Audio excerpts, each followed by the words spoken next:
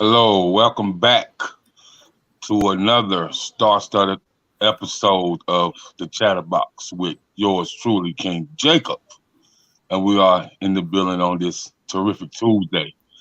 And we're gonna be sipping on a lot of tea tonight. Yes, So sir. as the young people said, I want all the smoke. You know, Uh, you know what I'm talking about.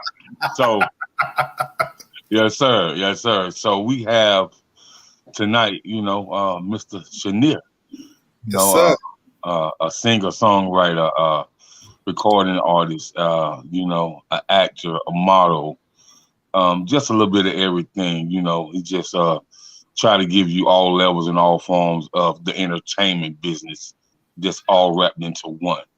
So Chenier, I gave a brief introduction of you, but the audience do want to know who is Mr. Chenier.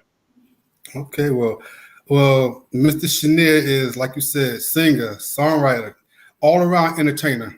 I sing, songwrite, produce, act, host events. Added to my resume is model. I'm actually dipping and dabbling into that as well. So I pretty much, I guess you could say I pretty much do it all.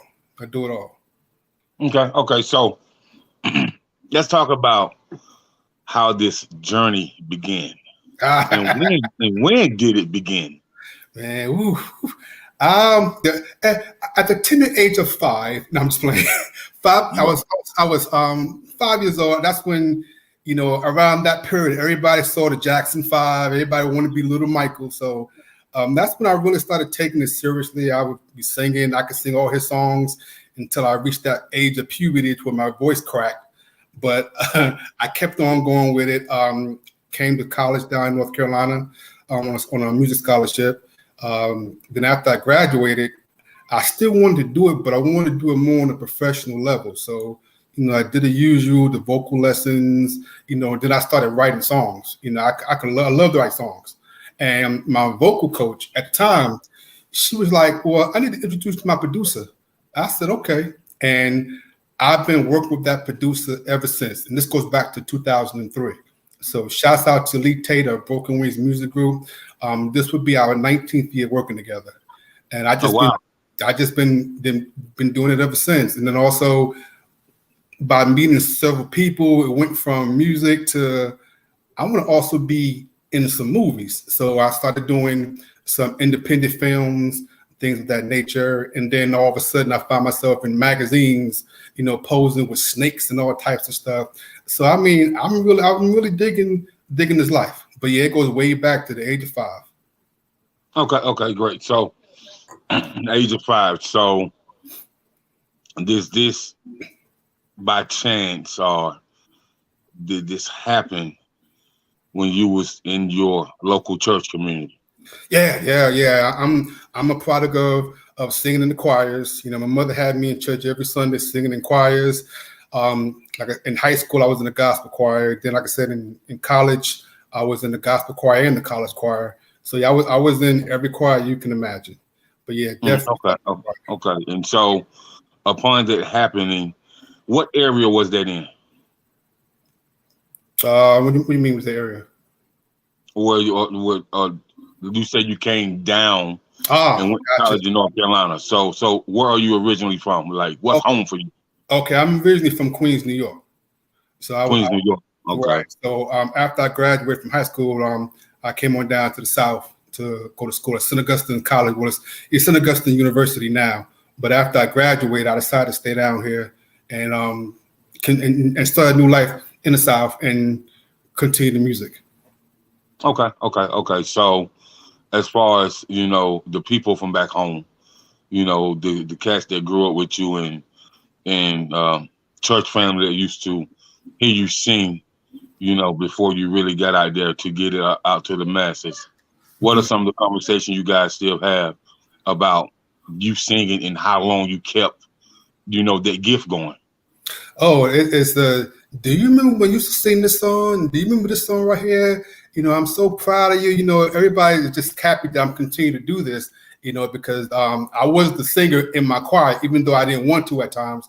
But yeah, they still support me. Some of my friends, they moved on. So, but thanks to social media, they're also following me and supporting me. So the love is still there. The love is definitely there. Okay, okay. So growing up in Queens and having this gift of song, and we all know that Queens is known for hip hop. Right.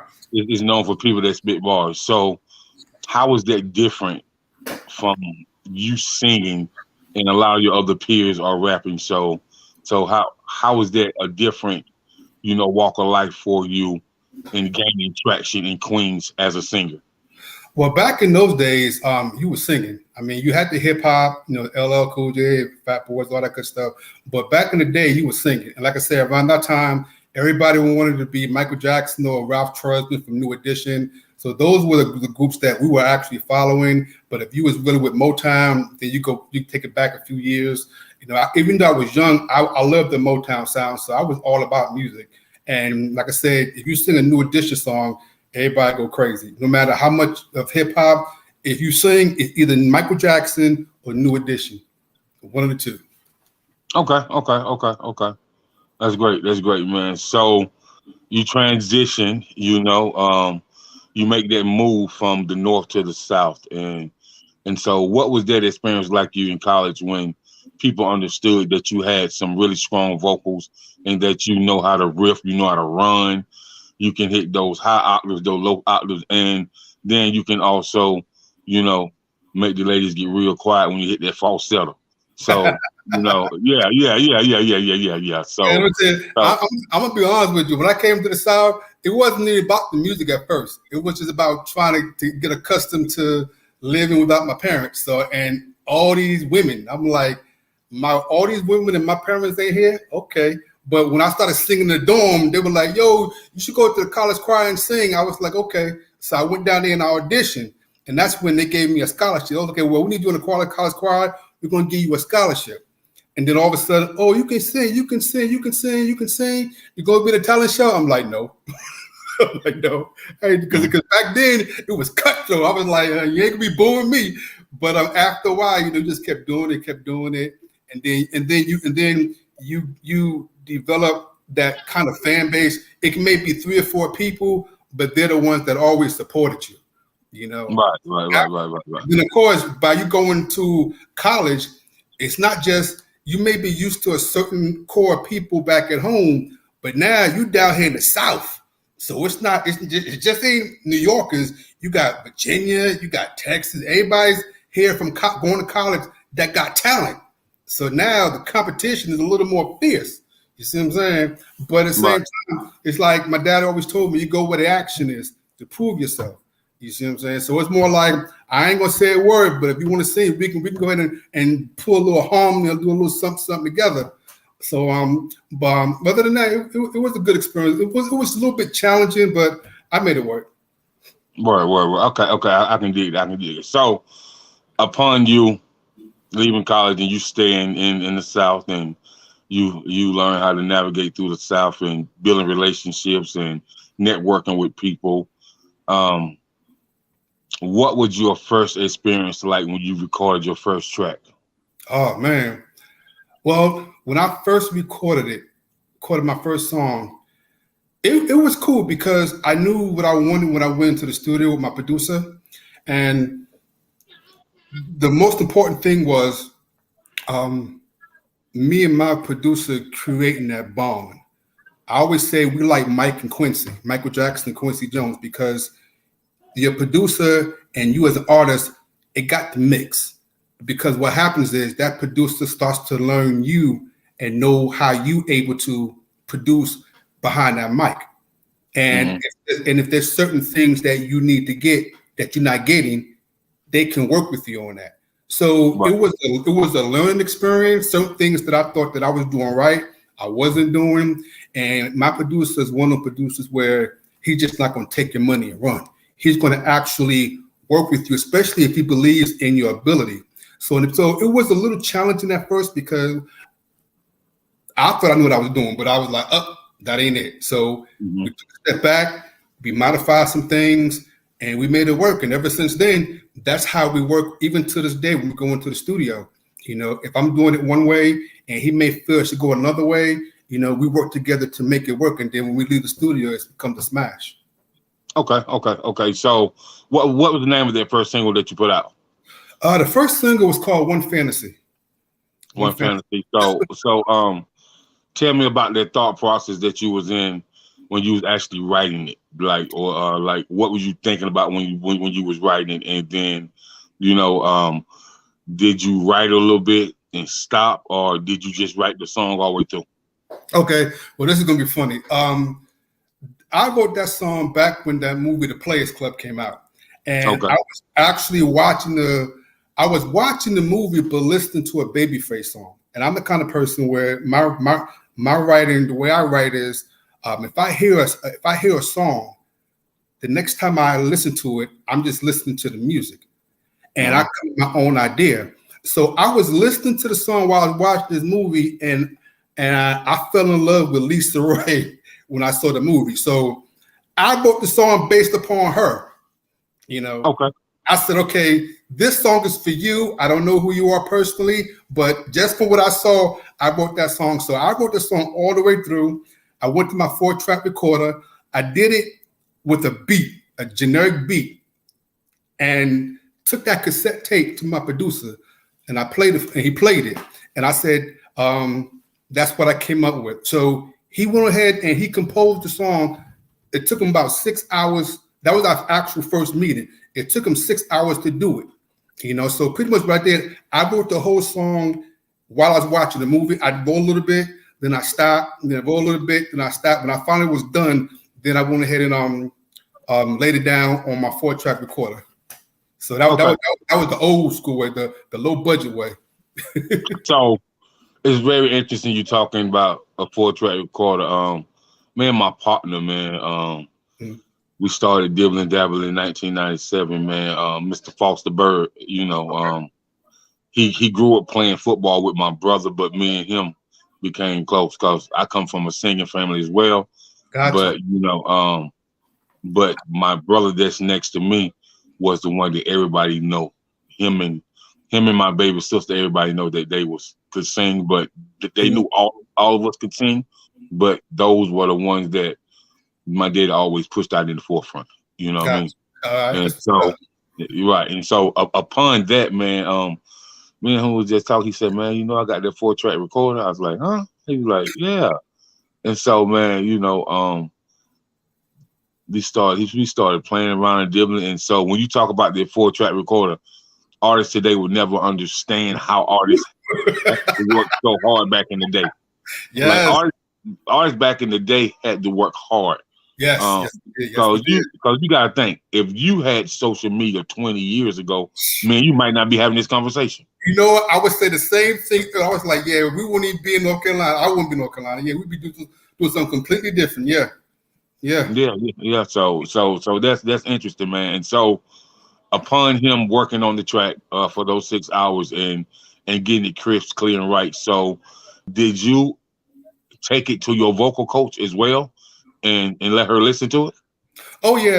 After everything was done and I let her listen to it, she took with me because she's a vocal coach, but at the same time, if you have to listen to it as a teacher as opposed to as a consumer, because as a teacher, you're listening for certain things, and she's like, okay, that's cool. You could have been a little stronger here. She was more so critiquing how I sung the song. But at the end of the day, she loved the song, but this right here could have been that, but that was her role as a vocal coach. That was her role, but she loved the song. I mean, the song was arranged. She loved my writing. Everything was beautiful, but at the same time, it's all about, because she's a vocal coach, she's listening to things that we need to work on in the next session. So I was like, okay. Erica. Okay. So, upon her listening to it and you got her approval, but she critiqued it just a little bit. Right. How did you push that out to different people, in the city that you're in? Now, that's the question of the day. In the beginning, and I told a buddy of mine, if I knew what I knew now back then, it'd have been a whole lot different. Because when I started doing music professionally in North Carolina, I didn't know anybody. I just knew my vocal coach and my producer. So now, once the song is done, what do you do? Now, back then, that's when you had the demo shoppers, and you can take it to a demo shopper, and he's supposed to shop it for a deal. So that was the next plan. But everybody that I went to, that I was referred to, they was telling me, the song is hot. I love the singing. I love the lyrics, but it needs to be mastered better. So I'm like, sounds fine to me. What are you hearing that I'm not hearing? So I went to the next one. And that was the thing. But my producer was like, I don't hear anything wrong with it. I'm like, same here. So what I ended up doing was I started letting the consumers, the people, listen to it. Everybody was loving it. That's what kind of got me who I am, because I started letting my coworkers listen to it, friends listen to it, so on. They all asked that question, what are you going to do with it? I said, I'm trying to push it. But everybody's telling me the same thing. So what I ended up doing was moving. Unfortunately, I left that song alone and started working on more material. Because somebody said, well, just keep putting out more music. But I didn't have a straight direction on where to go with the music. Because like I said, back then, I didn't know anybody. I mean, I thought graduating from college, I'm now trying to get out there, but no one actually guided me until years later. I started actually learning the ropes. And now, 19 years later, now I'm like, I know exactly what I got to do. So, but I wish I would have knew what I knew back then, because who knows what that song could have been. Right. And so with you saying that, are you interested in getting that song digitally remastered? Well, again, and putting it back out? Well, that's what I discussed with my, it's funny you should mention that too. I did discuss that with my producer, and he went ahead and remastered it. So now I'm in the works. So like I said, I know what to do now. I'm in the works to actually put it out there for streaming, because that's the only song that I have that I have never released for streaming. Because back then you didn't have the streaming stuff. What's interesting about you, Chenier, and this is interesting about you, Mr. Superman. This is interesting about you. And so what's so interesting about you is the backstory on this song. Mm-hmm. So, we have access to a lot of different people these days that we wouldn't normally have access to, because a lot of bigger people, they look at themselves as regular Joes, even though they have millions of dollars. I come to find out that they look at themselves just as regular Joes. You know what I mean? Mm-hmm. And so when you saying that you was watching Players Club and you wrote this song, so it would be very, very interesting to me if you did the documentary, did the backstory, and you definitely tell what happened with the song, and if Lisa Ray actually heard that. You know what I'm saying? Mm-hmm. And to get that, and she sent me a little. I get that phone call, but like, this Lisa Ray, quit playing, like quit playing. Right. Right. But it's not too far fetched though, man, because you'll be surprised, man. Yeah. You'll be surprised, especially with you being an entertainer. Somebody might be the same place that you're at, and you never know. Right. You never know. It's funny you say that, man. I can remember years ago in this club called DC Live when I lived in Washington, and I'm looking at a chick come through, and she sat in the VIP, and it was none other than Neil Long. You know what I mean? Lord of mercy. Yeah, this was way back in the day.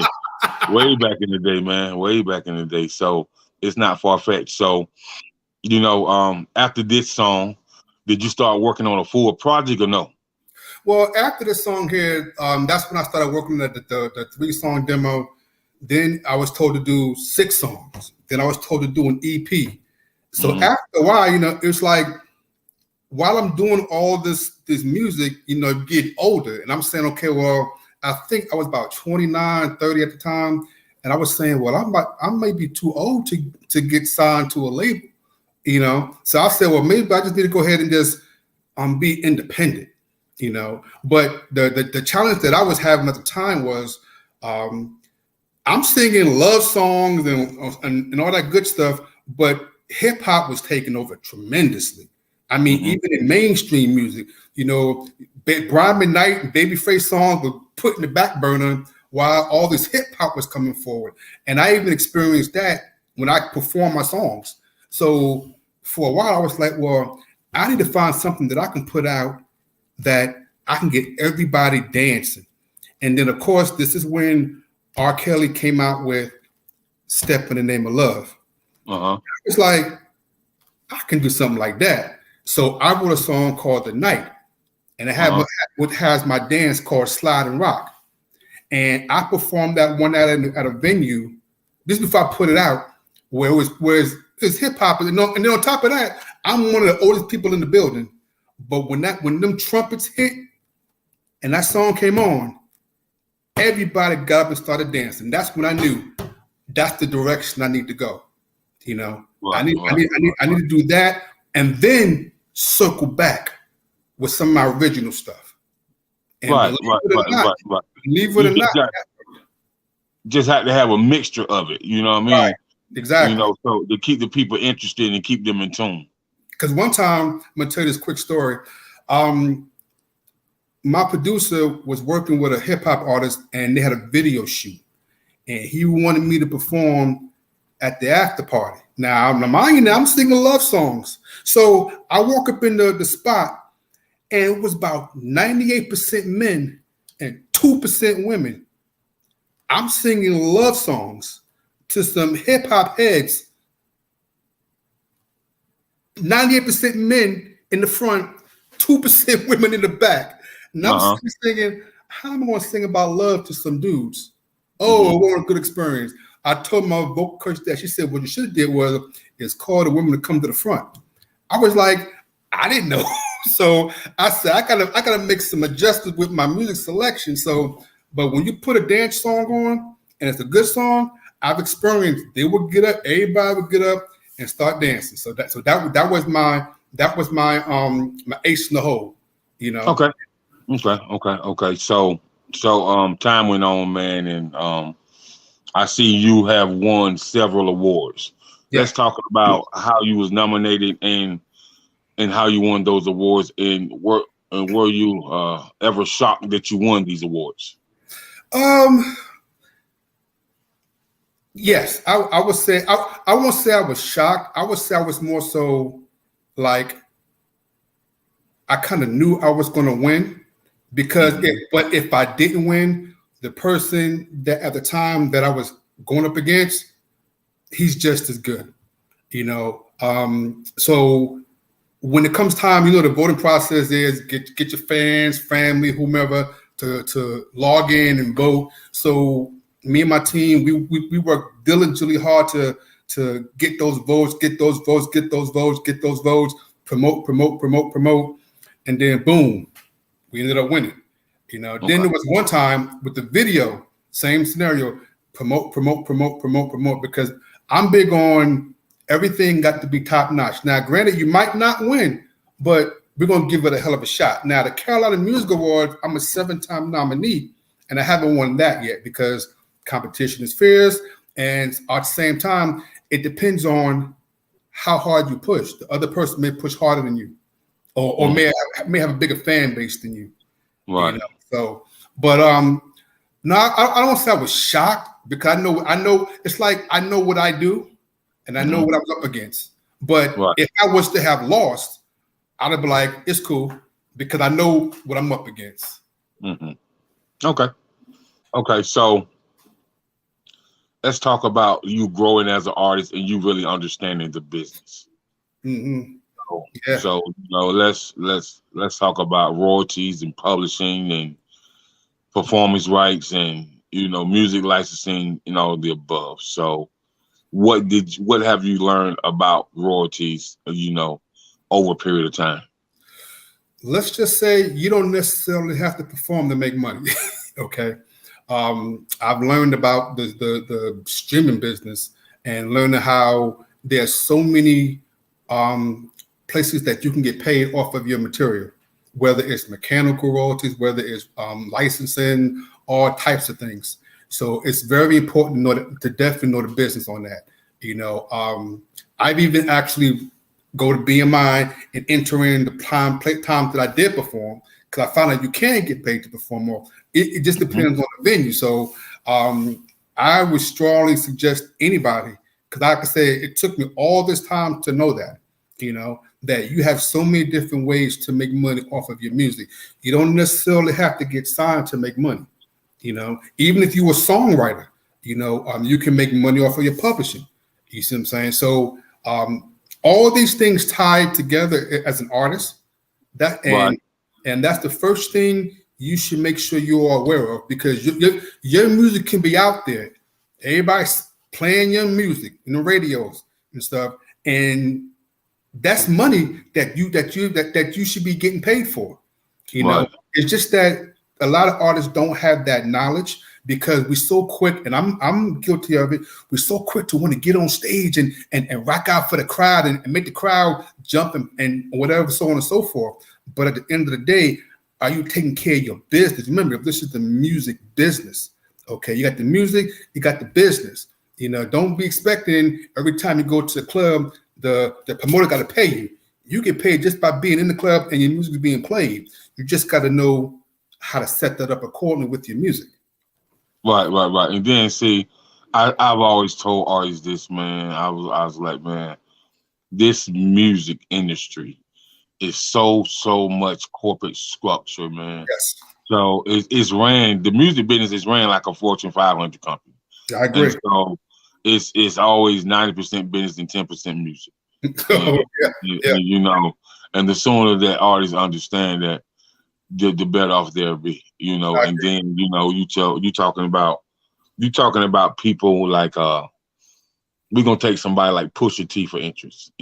So we talking about a man who's been in the business about 20 years, and 46% of his base salary or base income through the music business has come from music licensing, has come from creating jingles for McDonald's, creating jingles for Arby's, just like in music licensing, like on documentaries and movies and video games and your music got to be licensed, properly licensed, man, and you can really get paid. Right, exactly.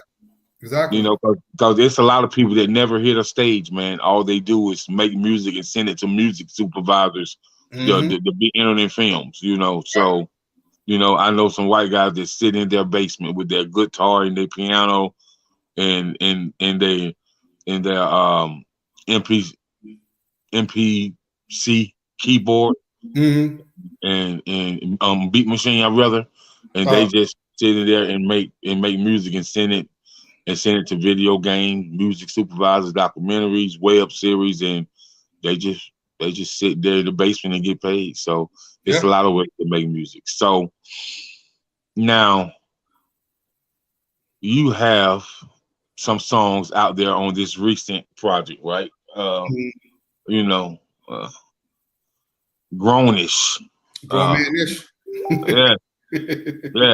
Yes. And so let's talk about it, man. Let's talk about that record. That record gets me in trouble every time I perform it. Grown Man-ish was pretty much a concept that I want to put out there for all the men. It's like, are you on your grown man-ish when it comes to a woman? Are you courting her? Are you making her feel like a woman? Are you treating her special? Are you being grown with her? It's just a song about men. Are you on your grown man-ish? And I tell the women, you got me on my grown man-ish. I can't resist your touch and your kiss. It's just the beginning. Okay. So that record right there, man. So what is your objective and what is your goal to get this record, and what do you want this record to be at? Do you want to chart Billboard with the record? Do you want the record on soundtracks? Like, what is your end goal with the record? Because the record a hot record. Appreciate it. Yeah. Actually, I want that record to go wherever it goes. You know, now if I had to pinpoint one thing, I mean, Billboard is good, but I would love to be on a soundtrack that. But if it's going to be on a soundtrack, I want to be one of them songs that, like, okay, you gotta get that soundtrack because of that grown man ish. I just don't want to be on the soundtrack just to be added, just to say, okay, well, it's on the soundtrack. You know, like one of them songs that just have to be like, let's say it's in a movie, but it's just playing in the background. No, I want that to be that one song that, you know, you have a sex scene and you playing that song, you know, to where people's like, oh, I want that song. Where's it at? Oh, it's on that soundtrack. I gotta buy it. You see what I'm saying? Right. Sort of like how everybody loved the Jason Lyric soundtrack back in the day. There you go. Okay. I can dig it. So upon, you know, you getting the record out there and getting it spinning, you know, with the DJs and charting billboards and, you know, getting on some soundtracks, man. Let's actually talk about how important music publishing is to you as an artist. Oh, that's where the money's at. That's where the money's at. Right. It's very important because that's where the money's at. I mean, you got people eating off of what's that song by MC? I can't think of the name of the song, but he got one song out that came out in the 90s, and he's still eating off that one song because your publishing is right. So I mean, to me, it's very crucial. Very crucial. Well, you're right, because I was just talking to somebody that's been in the music industry for a while, and we was talking about Sir Mix-a-Lot, and we was talking about Baby Got Back. Yeah. And we was talking about how long that song has been running and how much money he has made off that one song. It's man, the guy was telling me it's ridiculous, man. He's like, he was telling me that just off radio play, you know, overseas, FM, college radio, you know, Sirius satellite radio, and Clear Channel and internet radio. He was telling me that just off that one record, man, Sir Mix-a-Lot probably accumulates about $600,000 every quarter. Yeah. He ain't got to do nothing else but sit back there. Right. And so I tell people, if you look at people like, we're gonna talk about the boy bands. If you look at people like, of course, we're gonna say New Edition and Mint Condition, but if we look at people like, let's talk about the white boy bands. If we look at people like New Kids on the Block, 90 Degrees, NSYNC, the Backstreet Boys. When them boys had a solid 4 or 5 year run, and then they just quit music, because they made so much money, right? You know, and we ain't gonna even talk about how much money the Jonas Brothers made. Ridiculous, man. Yeah, because they know their business. They know their business. That's the very important. That's the key. You got to know your business, and you got to have people in your corner that knows the business. You see what I'm saying? That's another thing. A lot of people deal with folks who may have read a book or two, but don't really take the time to learn it and know it. I could read everything and even know about the music industry, but still don't know nothing. You got to know the business and then implement what you know to make it happen. A lot of and not only that, man, the music business is like obtaining a doctorate degree. You have to study and study and study and study and study and study, man. Exactly. If you don't study this business, because it's always evolving. So if you don't constantly study this business, then man, it's gonna be some trial and error. But it'll have you having a migraine headache every damn day. For real. Definitely. Man. So we're gonna get into this next part, man. And this can be a little shaky. You know, a lot of people may have something to say about this next category, man. Artist management negotiations. Come on, talk about it. You know, you know, as them old down south preachers said, I wish I had a prayer in church with me today. I know that's right. Hold on. Hey, let's talk about it. Let's talk about it. Okay. What you want to know about management? Talk to me. Give me a question. So how do you feel about artist management, and what has been your experiences with it? Woo! You know, because I can tell you some artist management has put a bad taste in the artist's mouth and they Mhm. just leave the business, or some artists have put a bad taste in the management mouth and the management just leave the business as well. So let's talk about it, my brother. Let's talk about it from both levels. And you Okay. just tell me your theory. Okay. Well, I'm trying to figure where can I start. Okay, I've actually experienced both that I'm explaining. I'm not without saying any names. Um, well, if you're going to manage me, if you're going to manage me, you're going to have to manage me. What I mean by that is, if you say you're going to do A, B, C, D, that's what I'm looking for. A, B, C, D. Okay. Okay. I don't want to hear, well, we're not going to do this because we're waiting on this. We're not going to do this because we're waiting on this. And I'm sitting here with my hands like this, waiting. And then when we get into a conversation, the first thing you say is, I haven't made a dime off of you, or I ain't make a dollar yet. But I'm like, well, you ain't make me no money to make you money, because you're the manager. You get paid based upon me making money, if that's what we agree on. Uh-huh. So, and then don't get mad if I don't want to work with you no more because you're not giving me what I want. See, my problem I used to be nice. I used to not want to piss nobody off. This ain't a But nice business, bro. exactly. And I learned that the hard way. But it's like this. You can have a manager, but the manager got to be for you and got to work just as hard as you, because that's how the manager get paid. Okay. Right. Okay. If you tell me you get 10%, 15% off of whatever my performance, but you're not giving me no performances, how are you getting paid? Right. You know. But at the same time, if you tell me to perform here, here, here, here, here, and I perform it and don't get paid, how are you gonna get paid?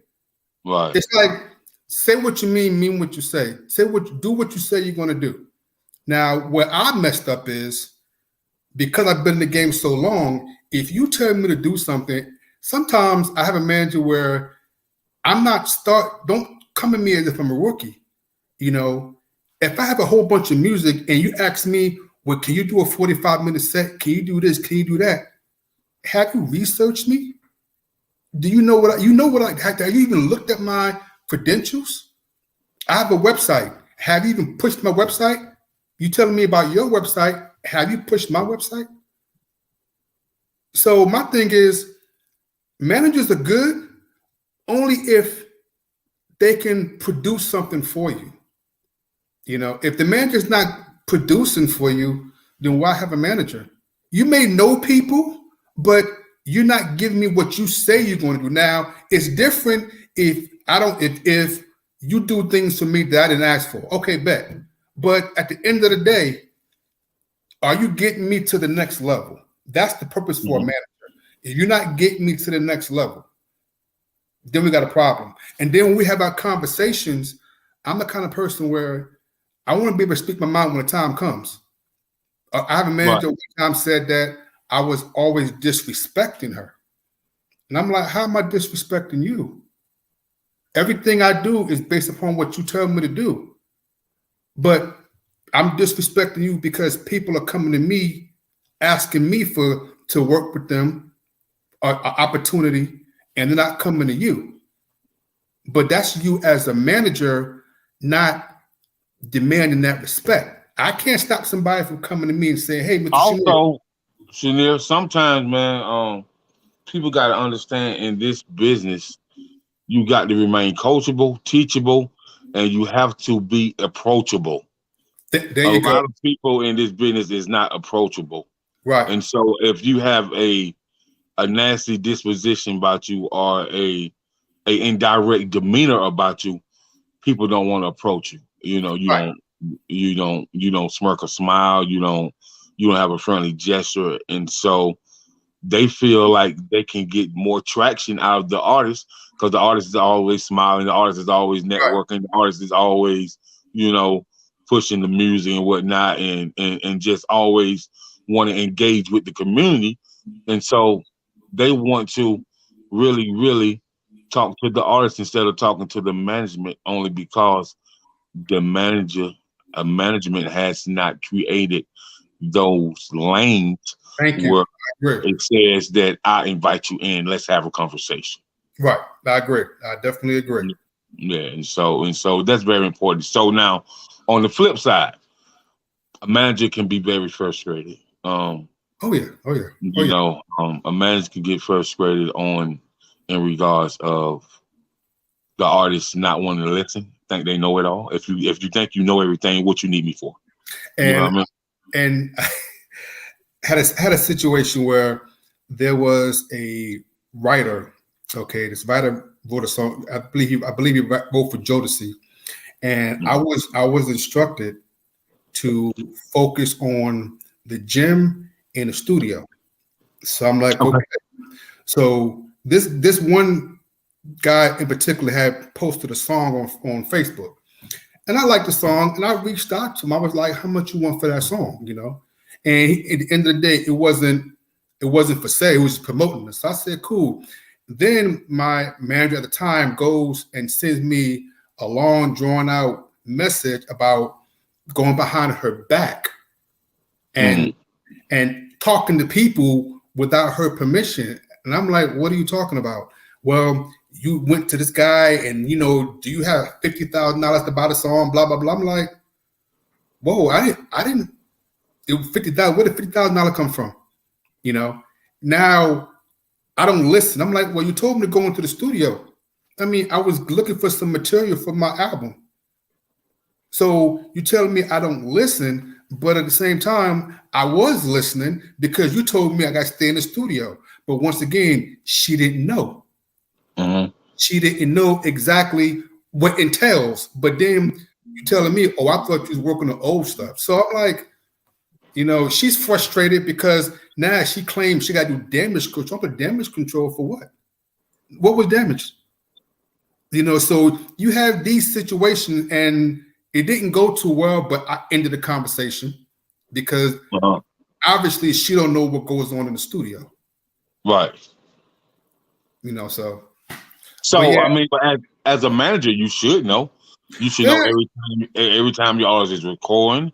But you should know when he's right. Like artist and manager should talk at least it's 7 days in a week.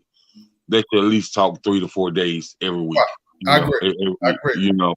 because you have to be plugged in with the creative mind of the artist.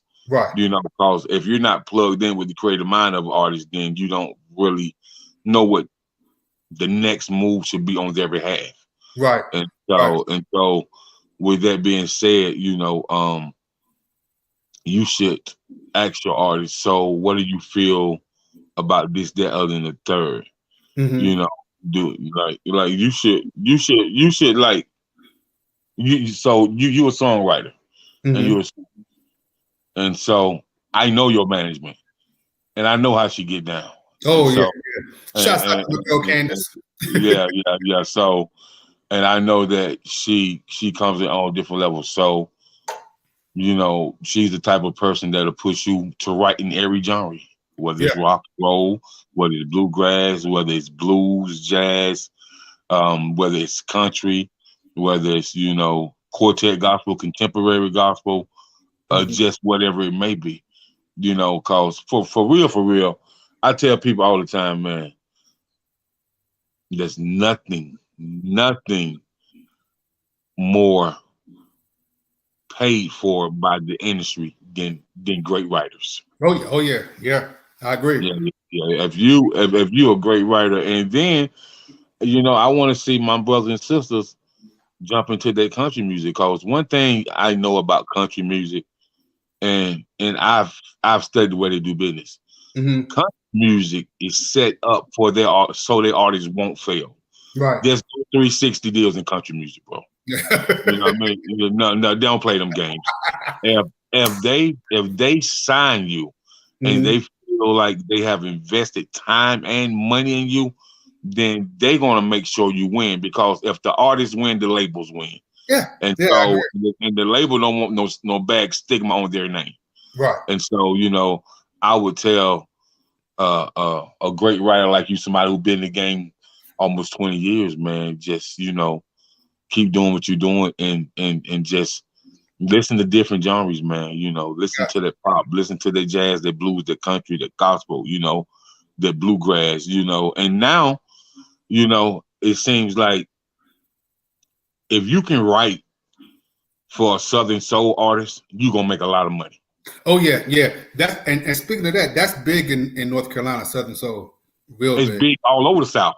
Yeah, yeah. That's yeah. And now it's going up to places like Virginia and Boston, and so I tell people it's like, I'm from the South, so this Southern soul that we got going on now, it's nothing but a higher level of the chitlin circuit back in the day, when it was Ray Charles and James Brown and Otis Redding and Betty Wright and Minnie Riperton and Phyllis Hyman and Donny Hathaway, and like the greats that we was listening to on the 45 record player. You know what I mean? Yeah. So it's just this Southern soul took a real takeoff because we went through this pandemic. We was tired up in the house. Yeah, And that's true. people really wanted to hear that feel good music. Yeah. And so once we can have that feel good music, something that make us smile, make us dance, make us laugh, make us want to have company again, make us want to fellowship again. You know what I'm saying? Because The music. COVID had you trapped up in the house, man, like you was a piece of wallpaper. For real, Yeah.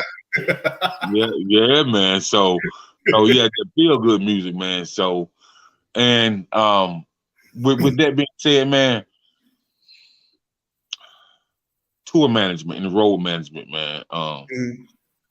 How specifically is that important, and what part does that play in an artist's life? I feel like it kind of makes the artist's life a lot easier, especially if you got tour management and road management, because they're different. They're different. Oh You yeah, know what I mean? very much different. Honestly, yeah, having a tour manager and road manager, that makes it so easy for the artists, because all they gotta do is show up and perform, show up and do the job. Right. They ain't got to worry about nothing. They can go out there and have fun while they're on the tour. All their business is handled, taken care of. They're told what to do, when to do it, where to be at such and such time. Everything they need on stage, whether it's in their writer, what's in the dressing room, that's all handled. All you got to do as the artist is show up and do your job. If it's taking pictures with the fans, press conference, stage, that's it. I think it's very important. They are handling your business while you're preparing to get on stage. Because I know what it's like to drive across country, get on stage, do your thing, negotiate this, negotiate that, come back, do that. Yeah, it can take a lot out of you to where you may forget something. So your job is to just make sure you come on stage and you get on stage, do your thing, or whatever else that needs to be done while you're on the road. Let your tour manager and your road manager take care of everything else. All you do is show up. I love it. That's right. Perfectly said. So last but not least, man, artist and DJ relationship, DJ and manager relationship. How does that play a pivotal part in you having progression with your music? Well, I've developed relationships with several DJs in North Carolina, actually all over, very much, because without the DJ, your song won't get played. Just call it what it is. Without the DJ, your song won't get played. I'm the kind of person where if my DJ has an event and he wants me to perform, I would never charge him, because in the same breath, he's playing my song in the club. No charge or nothing, or he's playing my song on his radio show. You see what I'm saying? These guys are the ones that support your music and believe. I have a DJ right now that every time I have a new song come out that's up tempo and I let him listen to it, he sneaks and put it on the radio on his show, and I tell him it's not out yet, like Superman. I said, I just want you to listen to it, tell me what you think. you know. And hold on, can Mr. Chenier please this manager with a little bit of his new single, Superman? Okay, so she wants no, Candice, you Friday night, you make sure you in the building. That's all I'm gonna say. Shouts out to Candice. So this is what I'm gonna say. Before you leave this podcast today, you're gonna have to hit them with a little snippet of something of your choice. Something original that you wrote. Okay. Let me see. All right. Let me rub your shoulders, babe, and massage feet. You look so edible. Time for a tasty treat. Gonna kiss from head to toe. And then a strip show. Gonna take it nice and slow. Wanna hear you beg for more. Let me lick you up and down till I hear the sound, that moaning, groaning sound. Gonna stroke it round and round. And girl, when I say, who's this? Who's this? Who's this? Who's this? Let the neighbors know your name. What song is that? That's Grown, ain't You got me on some grown man-ish. You know I can't resist. Your touch and your kiss is just the beginning on my grown man-ish. I'm ready to be on your body. It's your body. Let me hear you with your body talk. All right. So what I'm gonna say about this song right here, man, all I know is this right here. You know, it's summertime. A lot of babies get made in the summertime. And so when that grownish start, grown man-ish, when that grown man-ish starts spinning, you know, on the radio and spinning in the clubs, and people start screaming, and you know, when the brothers be getting in trouble and that grown man-ish come on, and you know, they just got the lights dim, the candles on, and just ease the nerves a little bit. Yeah, you know, it's gonna be some babies, some twins, and some triplets. Yeah, I always say you definitely want to populate the world. I'm trying to populate the world one song at a time. Hey man, like that's a hot track. That's really hot. That's really hot. So I really see you doing well with that, man. I really see you doing well. And so, man, I'm gonna say shout out to, you know, my big sister, man, my Candice, longtime friend, you know, Miss Candice Adams, man. She a shark out here now. Don't get it twisted. Like in a male-dominated industry, she plays no games. She's tough as they come. I've already experienced her at work. I watched her at work and watched what she does. So I'm like, she's definitely a good person and a good soul. You know. Yeah, she definitely a good person and a good soul. And she believes in paperwork and legal action, and attorneys are on deck all the time. Bro, let me tell you, when I first started talking to her, she sent me a non-disclosure form. I said, okay, she ain't playing. She's not playing. I said, okay, I got you. Yeah. So, and you welcome, Candice. And so she just want to do it by the book, man. So, and she want herself protected, and she want everybody else protected. So, if everybody is protected, then there should be no discrepancies. And you know, as long as she's for you, then she gonna ride with you for sure. Yeah, man. So man, tell people where they can find you at. You know, give them your social media handles, your website, and tell them what you got coming up next. Okay. You can find me on Instagram, Twitter at I am Mr. Chenier. And you actually spell out Mr. So it's Mister and then Chenier.